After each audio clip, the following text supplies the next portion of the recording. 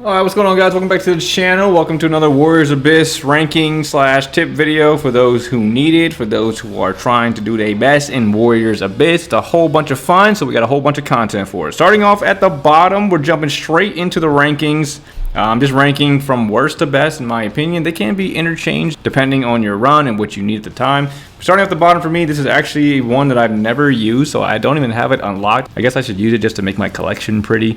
But starting off, we have the bronze bird. Just not one that I need right now. It's just, I don't necessarily need it at all. It just increases your ember and blood rewards when you do a mission for one of those resources. But after you unlock all the characters, I feel like that's not really necessary. I mean, you do need to buy the unique weapons, but I mean, you can just do that by playing as other characters on T1 and just farming embers that way. So I don't use it really ever, and I'm not going to use one of my treasure slots for the bronze bird. Moving into the next one, we have the Book of the Art of Concealment. That is quite the name, my goodness. It's not very good. It bestows you with 3 of one of the emblems, one of the elemental emblems, but it cuts your Muso gauge for a few phases, and it's just not worth it. If you're trying to build a specific element and the chance of you getting that is 20%, it's not gonna help you. It's also one of those treasures that only works once. I try to pick up ones that affect my entire run. I feel like those are the best bang for your buck kind of treasures.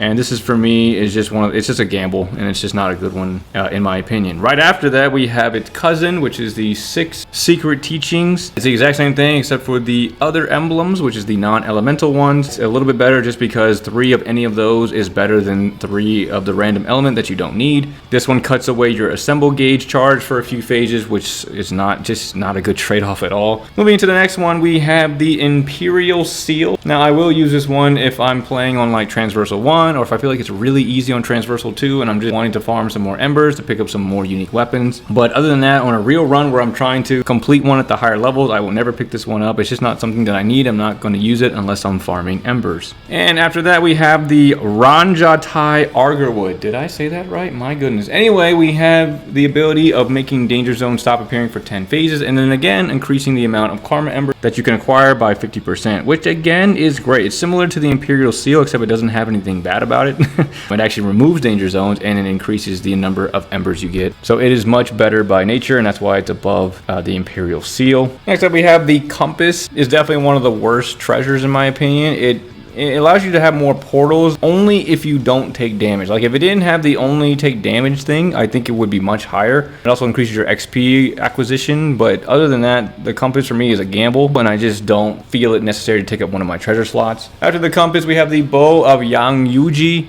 And it's a pretty straightforward treasure. It just does more damage to Sin Spewers, which is helpful, but I think it would be more helpful if it gave us something else, like maybe an extra Muso boost for killing them or something like that. But just the extra 400% damage is not enough for me to want to pick it over other items. And next up, we have the Dojagiri Yatsutsuna sword. Hopefully I didn't butcher that name. We get charge attack increase per cleared phase up to a max of 100, but we have a hefty fine of reducing the maximum health of our character by 20%. That is 100% not worth it, but the charge attack is good for the lower transversals if you don't have anything else. If you have this and anything else that's below it, I would choose the sword. It has one of the most damaging trade-offs in my opinion of losing 20% of your maximum health, which I think is crazy. Next up, we have the Johan Tenmoku T-Bowl. Again, if I am butchering these names, I apologize. It is an okay one. You get 3 crystal beads, which gives you an option to pick up 3 characters for free in a way, but you lose all your Tears of Blood, which isn't necessarily a bad thing, especially if you just went to the Cauldron, so you can find a way to take advantage of that.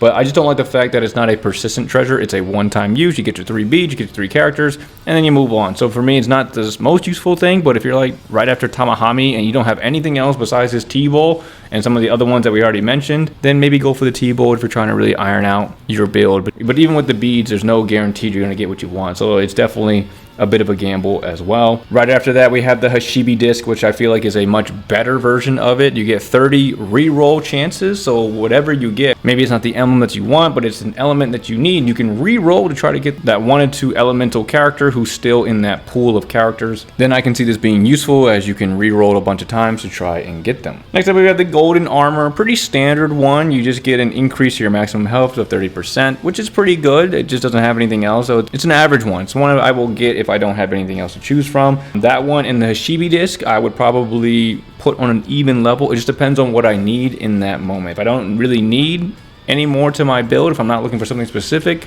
then I might go with the golden armor just to have that extra buff. A little bit better than the golden armor in my opinion is the Compto, and it gives you 30% health gained back each phase no matter what. So that's a really good thing to have. The only thing is that if you're still trying to go to the cauldron, it's going to raise the prices of them, which is a fine trade-off if you aren't really trying to go to the cauldron anymore. If you have your formations down, all that, then you don't have to worry about it. Next up, we have the abacus. I think it's one of the best ones if you are playing the cauldron. I think the cauldron is a great portal to hit. You get free characters if you have enough. You have the formations there that you can find. You get to skip a phase, so you don't have to worry about dying. And then two, you get your characters you can build, hopefully get something decent, and then maybe some formations, some muso, some health. I think the cauldron is a great thing to have.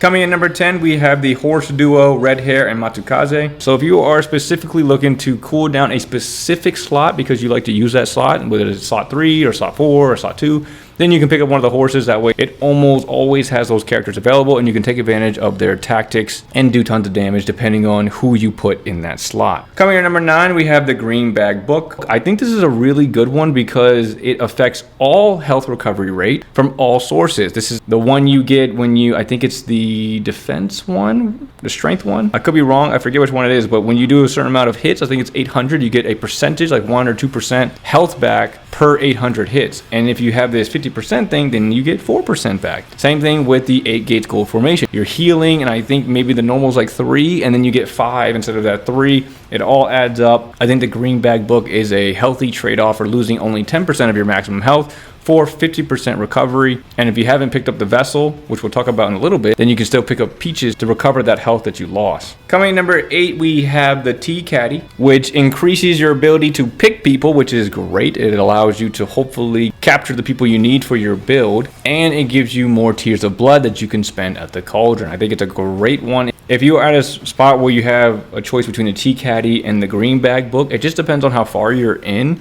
If I was at boss 1 and I have either the tea caddy or the green bag, I would go with the tea caddy so I can get my build better. But if I'm at Tamahami and I just finished, I would probably go with the Green Bag Book because it's going to be harder for me to navigate those builds just because I'm already kind of deeper into the run. So those ones could be flipped. It just depends on where you are in the run, what you need for your character. Next up we have, like I mentioned earlier, the Dake King Vessel. You increases your muso charge, which is great. However, you lose the peach trees, which I think is essential for the higher runs because you're going to run into not only these treasures, but the fog events where sometimes you lose pieces of your maximum health. And it's always nice to have the peach trees that can recuperate health if you are struggling during a phase, and then recuperate any max health that you lost or push past your normal maximum health to get a nice little buffer. So when you fight those harder bosses, it potentially can give you a little more comfort. So coming in number 6, we have the Hirogomo Tea Kettle. And the reason that I have it over the Dake King Vessel is because of the trade-off. I think, again, losing the peach trees is a big blow for that treasure. It really puts me off to wanting to grab it. I usually only grab the tea kettle if there's 1, no other better option, and 2,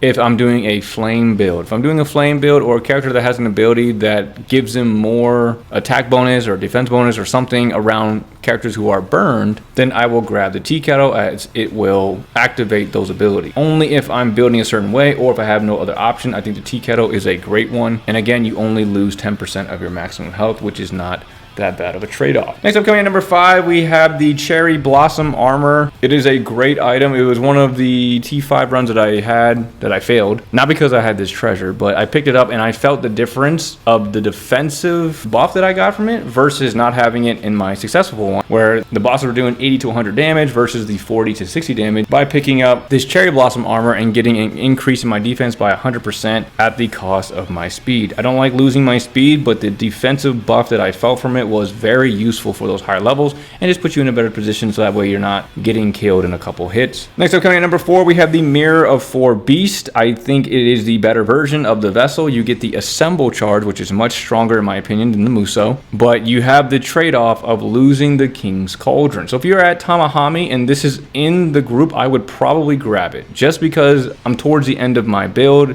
If I don't have a lot of Tears of Blood left, this is a great trade-off right here. I would rather have this than the King Vessel because at least I still get peach trees, I can get health, and obviously I can pick up characters along the way before I hit the veteran and bloodthirsty warriors. Coming in number 3 for me, we have the 4-wheeled chariot, which is the better version of the Cherry Blossom Armor. In a way, it adds 100% of your speed to your defense, which is great. Nice little 180, 200 boost to that. Plus 15% of your speed is going up. Again, anything that you can do to boost your defense, I would. If you're going for pure defense, the Cherry Blossom armor would be better, but I love the speed on the character because sometimes with just your speed and without wasting your evasion, you can just dodge some of the abilities of the characters, which is why I put the Chariot up here at number 3. And then finally coming in at number 2 and then number 1. Number 2, I have the Painting of Kanan. It is a very straightforward treasure. You get an extra life, which can save your ass. I have not completed a higher level without having something that gives me this. So the last one I didn't have this because I got the fog event where I took a gamble and there was a 40% chance of getting a free life, and I got it. So I didn't need to get the Painting of Kanan. I don't know if it will stack. If it does, that would be great. You obviously are going to lose 15% of your maximum health, but it is something that I believe is necessary. You need that extra life just in case, because things go crazy. And for those who have played on the higher levels, the Bloodthirsty and Veteran Warriors, they are so fast that you need that extra life because it gets a little crazy. Then coming number 1, like I haven't mentioned already, is the Art of War. This is the best treasure if you have not gotten the formation that you need yet. For me, I think it is absolutely necessary to have the 8 gates gold formation or the 8 gates trigram, whatever you like. You need one that protects you while you are in the assemble mode, because it is much easier to worry about doing damage than it is to try to do damage and get in and out, and you're watching them and maybe their shield isn't down yet, so you have to like watch out for their attacks and stuff, and some of them are so fast it's hard to keep track of. So if you already have the formation that you need, you can omit this and look straight for the Painting of Kanan. That's what I would look for, and then after that point it's kind of up to you. At the end of the day, your run is based on what you want. You can pick whatever you want. This is my opinion. I think the Art of War, if you get it right after the battle with Onigashira, I think it is a blessing. To have the 8 gates gold formation is such a powerful formation, and it helps me get through the end bosses a little bit easier. It's a little more clear-headed. I don't have to be so rushed about it. I can take my time and use it when I need to in order to recuperate the health that I lost. And that is my rankings for the treasures for Warriors Abyss. Hopefully this helps you guys. Let me know down below if you have any questions about the treasures or anything like that. There will also be a link down below of a run where I walk through and I'm talking of the choices I'm making during that run and why I'm making certain choices, so that way you can see in live, because sometimes it's easier to show it than to be like, this is what I would do if this happened, if that makes sense. Anyway guys, that's all I have for the video. Hope you all enjoyed it, and I will see you all in the next one. Thank you for watching.